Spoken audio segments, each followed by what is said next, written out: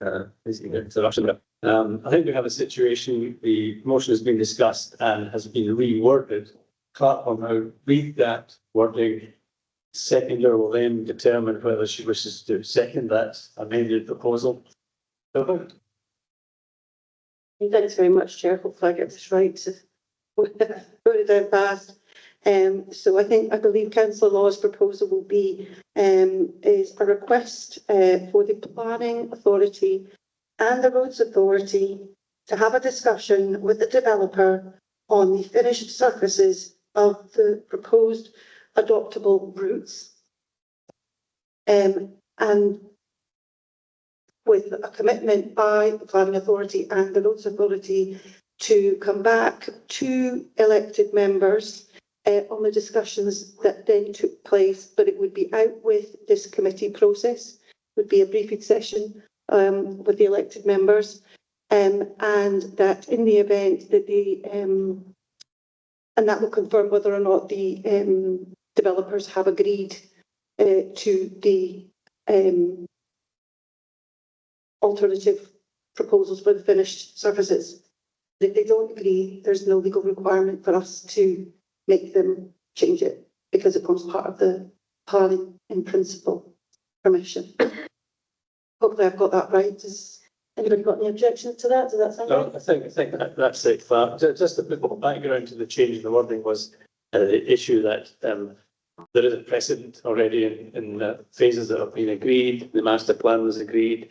Possibility of a challenge from the developer, which we probably lose anyway. So this is an attempt to change the methodology for treating those remote areas, distal end of the transport network. That's the reason why we're putting it, not as a change to this particular development, but to seek agreement to change it. Councillor, do you wish to maintain your seconding of that? Yes, I have to say that. Okay, well, any direct negatives to that proposal? Nope, we'll just do a quick vote, a show of hands basis. All those in favour, please show. Gentlemen online? Right.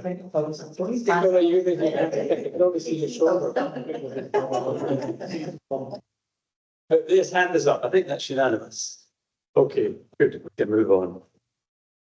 Are there any further questions? Councillor Law. Can I just check the mention of swales? I think the council will be adopting the swales. No. No, so that forms part of Scottish Waltz's adoption.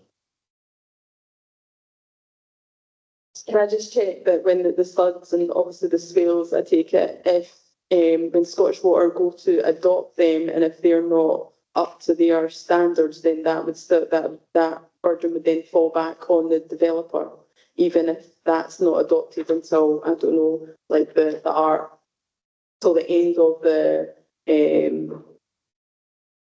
process, and just in case regulations change, just going by previous developments. I know that there was issues with studs that were not built up to standard, and then that cost was then going to fall on the residents, where it should have fell on the developer for not doing them correctly. So I just wanted to check that. Yeah, so there's a whole history of legacy SUDS issues in the past. The developments were left with SUD arrangements which were not properly installed by developers, and that allowed Scottish Water to essentially say that's not to the required standard, and then they didn't back it up really, and it ended up with these orphaned SUDs, they called them. So I was involved in this many years ago. But they have a process now where they're bringing those orphaned SUDs back into, and there's a mechanism where Scottish Water are funding the works needed to bring these up to a standard, to allow them to be vested, they call it, rather than adopted. For interest. But I think it's a slicker process now that Scottish Water utilise proper inspections during the construction. It's one of the points. I mean, rather than just rocking up at the end and saying that's not good enough, and then here's your list of things to do, and then there's no mechanism to make them do it. So they've got inspections as they proceed. So I understand. So there should be a smoother, same as the adopting a road or adopting street lights. There's there's a pathway towards, proper adoption and no recourse back to residents. Can I just check that, because I'm sure with roads, there's a pocket of money, I can't remember what the technical term is. Will that, yeah, bond, that's it. Will that also happen with like the SUDs and the sewage works? Because I know that other developments also have had issues where, say the developer's gone into administration and some people have moved in and they haven't been connected to, say, the sewage work or whatnot.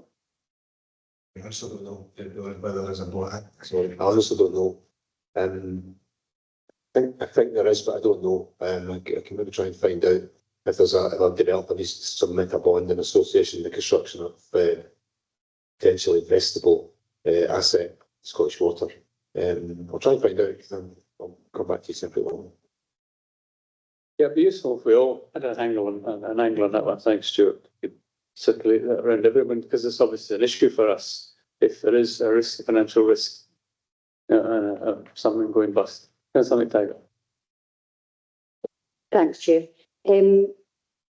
Jacob, have you got any timeline, or actually Stuart possibly, any timeline on when we're likely to have a position regarding the active travel route on changes that are to be made to it, and if it's acceptable? Thanks. So I'll try to get the dates of this development. They are in the report.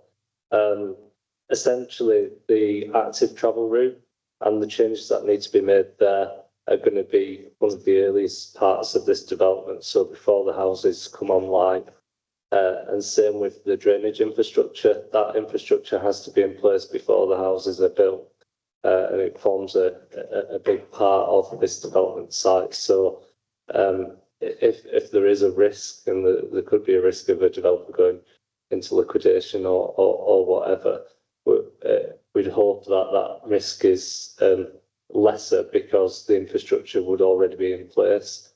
In terms of the route, I think this development is supposed to come online in 2028-29 for the two phases. So the changing route would be before that. Thank you. Thank you. Councillor McCluskey. Can I just ask another question about the SUDS area? Is there any onus on the developer? What's the kind of standard procedure in terms of securing the area and making it inaccessible to particularly children? Because there's one SUDS area in my ward in particular has got a pretty low fence, and it's like a magnet to the kids. They gather there regularly, especially during the summer months. I don't believe it's particularly safe. It causes a nuisance to the neighbours. Is there anything that we can sort of ask, specify, or suggest that they have a particularly high fence or anything to stop the area being accessed?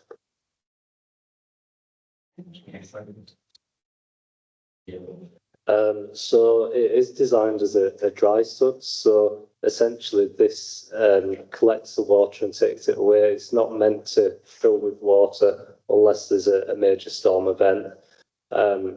It would be an issue for us if it was to start filling with water because of the coal mining legacy of this site. So essentially you're not trying to keep people away from this feature. It will form part of that open space, that green infrastructure. And it is detached from houses. It's a little bit of a distance away. It will be screened by fences, trees, that kind of thing. Can I come in there for a second, Chair? If Councillor McCluskey's finished. Sorry, you finished. Yeah, I'm finished. Thanks. Yeah, carry on. I had that discussion with the developers early on, because at one point there was a huge gathering of water just beyond the active travel routes that are quite easily accessible. They agreed to put cameras up there, and to the best of my knowledge, that is still the case. There are cameras there as well as the fences. And it was to prevent a danger to children, etc., especially as there was a lot of children going along that active travel route to and from school. Thank you. Okay, any further questions? We can ready to move on to the debate phase once it's proposed. No more questions? Right, well, I'll formally propose the paper. I'm not going to go through the rigmarole giving an explanation about it. We all know that well enough. Just looking for a seconder. That's second. Right, say we move to debate. Does anyone wish to debate the paper? I think we've done enough of that possibly. All right, are we minded to accept the paper? Nods all round. Fine, that's it. Done. Thank you very much for your time today and good patience during the direction.